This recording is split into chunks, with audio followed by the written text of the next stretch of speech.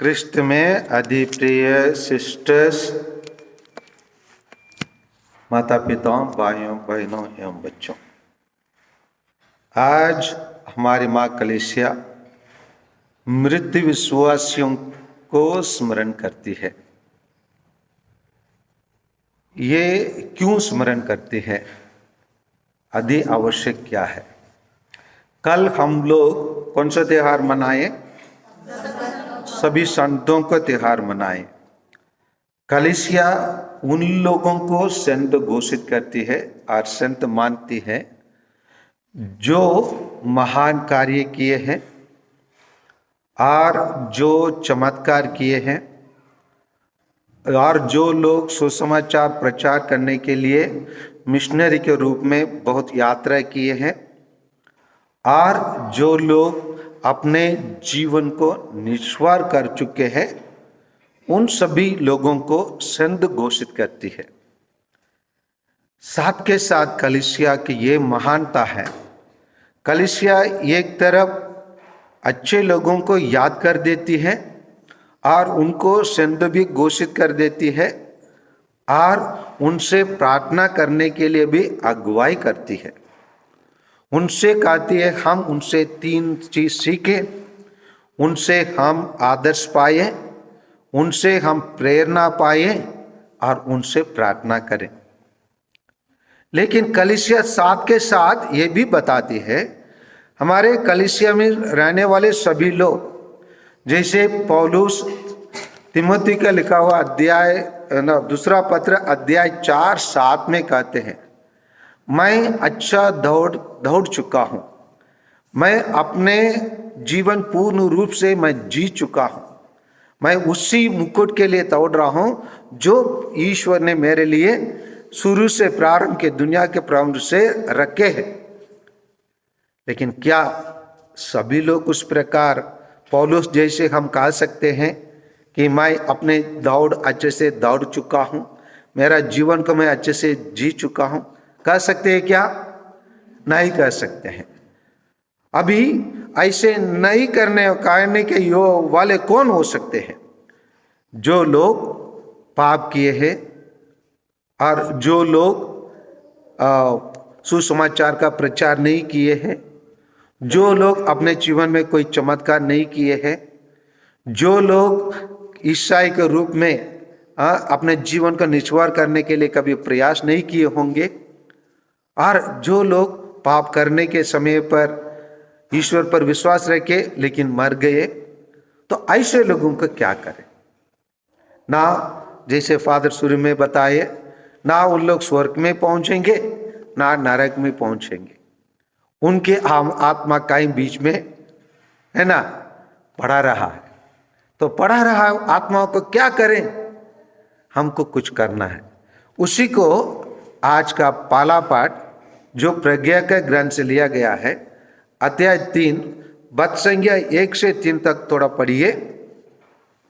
धर्मियों की आत्माएं ईश्वर के हाथ में है। हाँ, धर्मियों की आत्माएं ईश्वर के हाथ में है। उन्हें कभी कोई कष्ट नहीं होगा। उनके कोई कभी कष्ट नहीं होगा। मूर्ख लोगों को लगा कि वे मर गए। हाँ, मूर्ख लोगों को लगा वे मर गए हैं। वे उनका संसार से उठ जाना घोर विपत्ति मानते थे। हाँ, वे उनका संसार से उठ जाना घोर विपत्ति मानते थे। इस बात को हमारे प्रोटेस्टेंट भाई लोग में, सब लोग में, कुछ प्रोटेस्टेंट भाई लोग, कुछ अन्य डिनोमिनेशन लोग जो एक बार मर गए, उन लोग तो आज कब्रिस्तान नहीं जाएंगे, कुछ याद नहीं करेंगे। लेकिन इसीलिए मूर्ख लोग को लगा के वे मर गए हैं, लेकिन वो ऐसे नहीं है। वह कहाँ जाते हैं और यह समझते कि हमारे बीच से वह चले जाने के बाद उनका सर्वनाश हो गया है।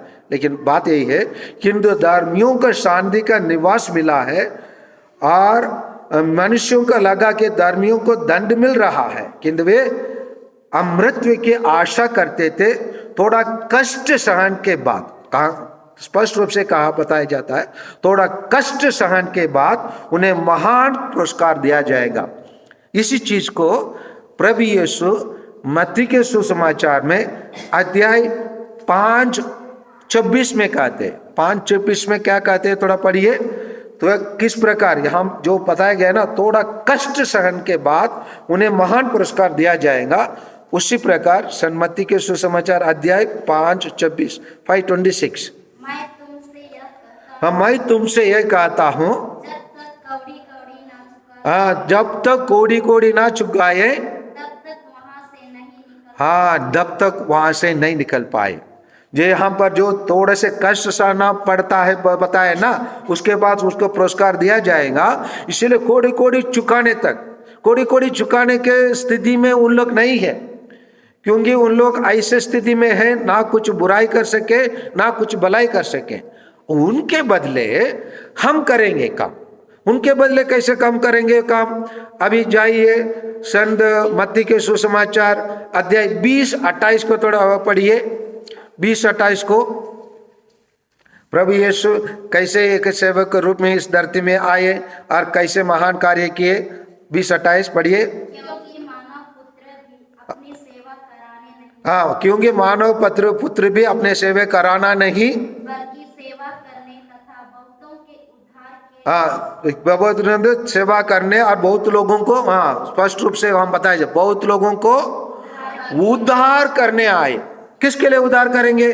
जिसके पास कोई आवश्यकता नहीं है उनके लिए उद्धार करेंगे। जो धनी है उसके लिए कुछ उद्धार कर सकते हैं? जो धनी है, जो बड़ा है, पैसा है, उसको कुछ उद्धार कर सकते हैं? नहीं। किसको उद्धार कर सकते हैं? जिसको आवश्यकता है। कौन है वो? पापी लोग, जो है जो हमारे रिश्तेदार लोग, जो हमारे भाई बहन लोग। उन लोगों के क्या है? उन लोग अनजाने में, उन लोग जानते ईश्वर है, उन लोग सोच रहे मैं धीरे धीरे इस पाप से बाहर निकलूंगा, सोचता है। अचानक वो हार्ट अटैक में मर गया, नहीं तो वो पाप स्वीकार करने के लिए प्रयास कर रहा है, लेकिन कोई पुरोहित नहीं मिला है, मर गया। और कोई युद्ध में मर जाता है, और कोई एक्सीडेंट में मर जाते हैं। ऐसे लोगों का क्या होगा? क्या वो लोग ईश्वर के योग्य नहीं है? प्रभु यीशु स्वयं कहा है, मैं आप अनेक लोगों के लिए उद्धार करने आया हूं, कि उनके उद्धार में हम इनके लिए मिलना चाहिए। इसीलिए उनके लिए भी कहा जाता है, उनके लिए भी हम। उसी को पौलुस बताते हैं, कुरिन्थियों को लिखा हुआ अध्याय 3 वद संख्या 15 में बताते हैं। क्या बताते हैं? पहला पत्र, कुरिन्थियों को लिखा हुआ पहला पत्र अध्याय 3:15 पढ़िए। जब मूसा का ग्रंथ पढ़कर सुनाया जाता है तो उनके मन पर नहीं, जिसका भवन जल जाएगा, हाँ, जिसका भवन जल जाएगा उसे पुरस्कार नहीं मिलेगा, उसका पुरस्कार नहीं मिलेगा, फिर भी वह बच जाएगा, कि फिर भी वह बच जाएगा। जैसा कोई आग पार कर बच जाता है। हाँ, जैसे कोई आग पार करके बच जाता है, उसी प्रकार जो यहाँ कष्ट सहने के बाद आग बाहर करके उसका आत्मा क्या हो जाएंगे? बच जाएंगे। इसी चीजों को माता मरियम फातिमा में दर्शन देने के उन बच्चों को, 3 बच्चों को उन्होंने कहा, उनको छोटे छोटे प्रार्थना के लिए बोलने, एक छोटा हेल मैरी बोलने के लिए बोलिए, एक प्रणाम मरिया बोलिए, एक हे पिता हमारा बोलिए, एक क्रूस का चिन्ह बोलिए। उसी से बहुत सारे आत्मा लोग कहाँ पहुंच सकते? स्वर्ग राज्य में पहुंच सके। क्योंकि हम लोग देखे हैं, जब स्वर्ग राज्य का बोझ में बुलाए गए लोग, सब लोग बटोरा गया, केवल उसमें केवल एक ही चीज की जरूरत पड़ा था। अगर वो व्यक्ति शादी का, विवाह का वस्त्र पहनाया हुआ होता, वो भी पहनाया होता, वो भी स्वर्ग राज्य में पहुंचने के योग्य बन जाता है। इसका मतलब अगर वो व्यक्ति थोड़ा से, जिस प्रकार अच्छे डॉक्टर ने मरने के पहले एक छोटा सा विचार उनके मन में आया, प्रभु आप तो जरूर स्वर्ग राज्य में आएंगे, मैं तो पापी हूँ, अपने पूरे जीवन में मैं पाप किया हूँ, मैं स्वर्ग राज्य में पहुंचने के योग्य नहीं हूँ, लेकिन थोड़ा से मुझे याद कीजिए। तो प्रभु ने क्या बोला? अरे बेटा, तू याद करने के लिए क्यों मुझे बोल रहे हो? मैं तो आपको क्या प्रदान करूंगा? स्वर्ग राज्य का प्रदान करूंगा। वो भी कब? आज ही मैं प्रदान करूंगा। उसी प्रकार जब हम अपने प्यारे लोगों के लिए हम जब प्रार्थना करेंगे, वो स्वर्ग राज्य को प्रदान करेंगे। इसीलिए कलीसिया ये त्योहार को 1998 में संत ओडिलो नाम के एक संत के द्वारा ये त्योहार मनाना शुरू किया और इसके बाद लियोन्स महासभा में वर्ष 2074 में ये त्योहार को नवंबर 2 तारीख को मनाने के लिए ये त्योहार पूर्ण रूप से कलीसिया में विश्व मंडल में इस त्योहार को मनाने के लिए इसका मृत विश्वासों को स्मरण करने के लिए कलीसिया आदेश दिया। इसीलिए हम लोग 1276 से नवंबर 2 तारीख को इस त्योहार को हम मनाते आ रहे हैं और इस त्योहार में इस दिवस में हम लोग 3 मिसा बलिदान कर सकते हैं और 3 मिसा बलिदान में भाग ले सकते हैं। पुरोहित अब ये 3 मिसा बलिदान जब करेगा, पहला मिसा वो अपने व्यक्तिगत मतलब के लिए वो चढ़ाएगा, विशेषकर वो अपने परिवार के रिश्तेदार लोगों के लिए और अपने प्रियता जीवन में ईश्वर के कृपा आशीष मिलने के लिए वो अब ये मिसा बलिदान और अपने अच्छे मृत्यु के लिए भी वो याचना करके वो प्रार्थना कर सकता है। दूसरा है मृत विश्वासियों की आत्मा के लिए मिसा बलिदान।